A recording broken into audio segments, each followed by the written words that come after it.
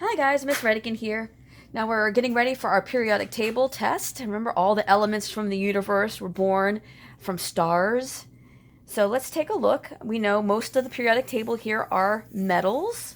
We have our staircase. You can see it's bolded. That's where our metalloids lie. And then our non-metals plus weirdo hydrogen way over here. Let's take a look at a really interesting metal called nitinol. This metal is a combination of titanium and nickel. Okay, so let's take a look. It's called memory wire or memory metal because when you heat it, it remembers its original shape. Okay, so originally it was straight. I can bend it. And I can add energy, in this case in the form of heat. And you can see it'll remember its original shape. It's called memory wire. It's a really interesting combination, again, of nickel from our periodic table, nickel, and titanium. Okay, two very useful metals. Okay, we're also learning about our subatomic particles that are involved. And we've learned this mnemonic, this trick, APE MAN. Remember, APE stands for atomic number, protons and electrons are all equal or the same number. And that man helps us to know the neutrons because mass number minus atomic number will equal the neutrons. So let's try an example. Nitrogen 16.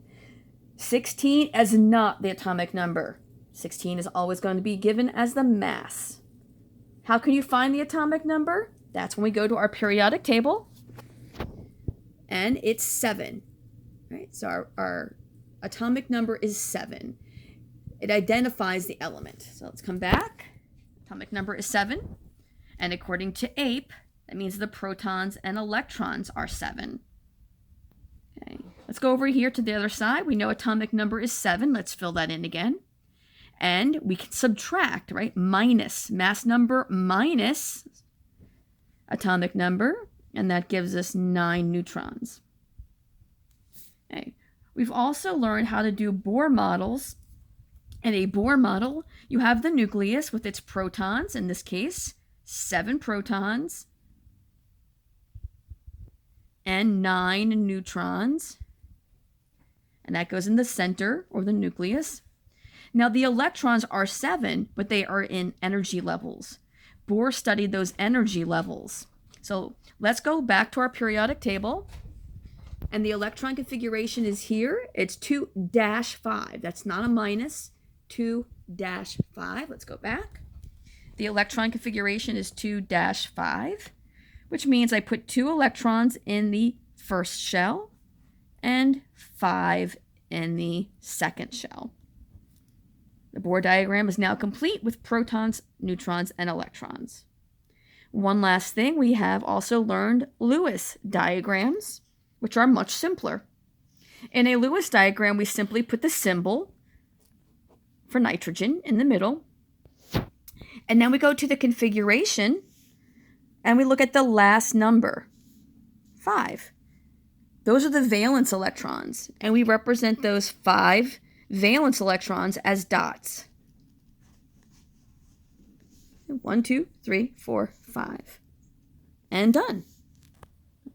Now let's try another. Practice makes perfect.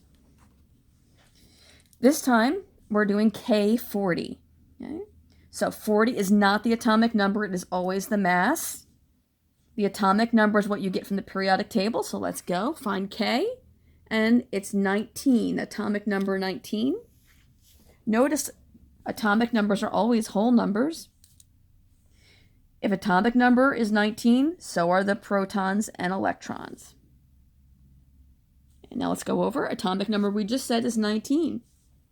According to our trick of man, we minus the mass number minus the atomic number will give us our neutrons. Okay, now let's go use that information in our Bohr model. The nucleus is filled with the protons, 19 protons, and 21 neutrons. Now the electrons are, again, 19 total, but let's go find the configuration. 2, 8, 8, 1. 2, 8, 8, 1. So I go to the first ring, I put 2. Then the second, so I did 2. Second, 8, so let's put 8. 1, 2, 3, 4, 6, 7, 8, and you can spread them out if you want. And the third ring, 8. 1, 2, 3, 4, 5, 6, 7, 8. And then the last ring, 1. Or the fourth ring, I should say. Protons and neutrons in the nucleus and electrons in their energy levels is the Bohr diagram, but we also have the Lewis diagram, which focuses on valence electrons. We put the symbol K, and then we look at the last number of the electron configuration, 1. And we represent that one valence electron with a dot. We'll do one last problem. Phosphorus 31. By now you should know that that 31 is the mass number, not the atomic. Let's go to that periodic table. P is phosphorus, and it's atomic number 15. So let's put that in. Atomic number protons and electrons are all the same number. Right? APE equal. E and electron can also remind us they're equal. Let's go over here. We just know the atomic number is 15. According to Man, our trick man, we minus 31 minus 15 is the 16 neutrons. Over to our Bohr diagram again. In the nucleus, we put our 15 protons and our 16 neutrons. Now, as we said, electrons have to go in levels, all 15 of them. So let's go find the configuration. 2, 8, 5. 2, 8, 5. I go into the first ring. I put 2. The second ring, I put 4, 5, 6, 7, 8. And the third ring, 1, 2, 3, 4, 5. Last is the Lewis diagram. Phosphorus' symbol is P. And I need just the valence electrons. That last number is 5. And I'm going to represent those with dots. I start at the top and go around each corner until all 5 are there. Okay, so keep practicing, learning, and asking questions. See you guys later on.